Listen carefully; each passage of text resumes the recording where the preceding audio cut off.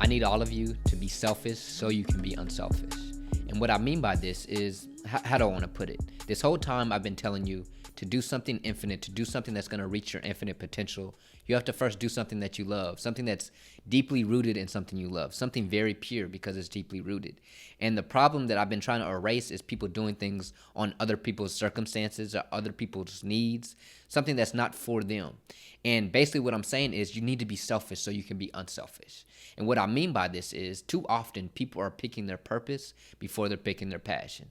And the problem with picking your purpose before your passion is that it's easy to break. Now I'm gonna put this in perspective through a tree, through the root of everything.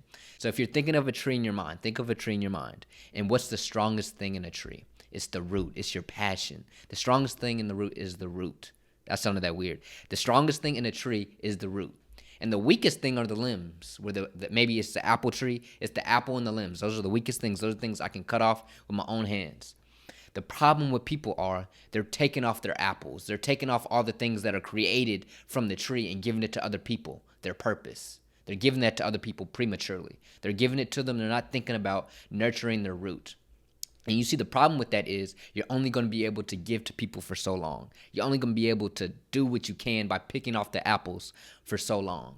But if you nurture your root, if you nurture what you love to do, what's pure to you, you're going to be able to feed and help people forever for the rest of your life. You see, when you're picking your purpose before your passion, you're basically cutting off your infinity. You're cutting off your potential. And I need all of you to not give away all your apples yet. I need you to keep pouring that water on the roots. Keep nurturing what you love the most so you can then feed and help everybody the most. You see, too often people are saying, I want to do this for the world. I want to help everybody that's like this. I want to help this sector of the world. But do you love the process of getting to that goal? You see, you're cutting off your potential. And sometimes even we have this goal, we have this thing, this purpose, we're putting on ourselves, but we can't even really get there because we don't have the resources or the passion to get there.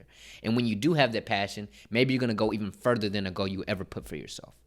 You see, one time in my life, I thought I had a purpose. I picked the apples early. I wanted to diversify the sports industry. That was my purpose. I didn't know my passion. I picked a purpose first, and I thought that was my thing. I didn't think about loving the process. I didn't think what diversifying the sports industry would be on a daily basis. I didn't think about that. So luckily for me, I was a hard worker. I got into a conference that was for diversity and inclusion with the United States with the United States Olympic Committee. And I was there. I was literally at the peak of diversifying the sports industry. And I met my idol at the time. I might have talked to y'all about it one time. I met my idol who was a diversity and inclusion officer for Major League Baseball. So I was at the pinnacle. I got to talk to her, and you know what she told me? She told me, Jamar, you could do something greater than just that. You can do more than just what I put for myself. And I realized that I was putting this cap on my potential.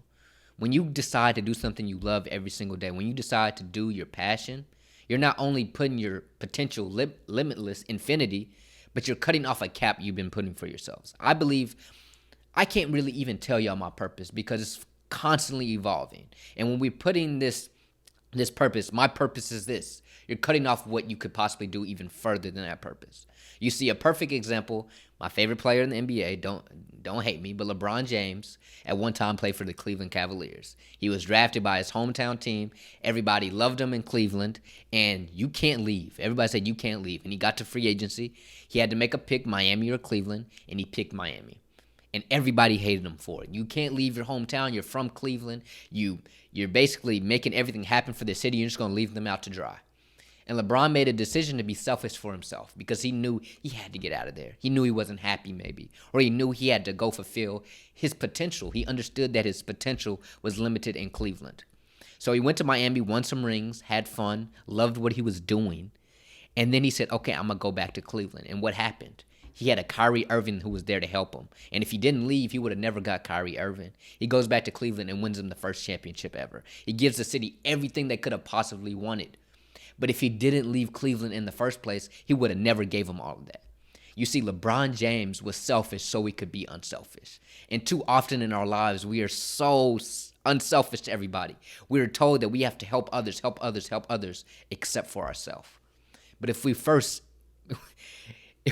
decide to help ourselves, if we first decide to be deeply rooted in what we love and not what other people love about us, we will find that other people will love us even more, and we will find that we'll be more productive to the whole world. We will do more than we could have ever dreamed of because we're doing the daily process of what we love and not just something simple for somebody else. So be like LeBron, be like me, and do something that you love every single day. And just because it's maybe not a fulfilling a purpose that you thought would be great. Maybe at first you're not thinking that you're fulfilling this purpose, but by doing something every single day and being consistent, you're not going to be consistent with something you don't love. You might have a purpose that you think is great, but if you can't do the daily process of that consistently, you're not even going to get there. But if you love something, you're going to be consistent with it. And with consistency and passion, it's infinite results. So decide to do something you love, be selfish enough to do something you love, and you'll be the most unselfish person to ever walk the earth. What I want y'all to do next is to not stress yourself out too far. I want you to be selfish enough to not stretch yourself out too far so you can do what you need to do. So let's get into it.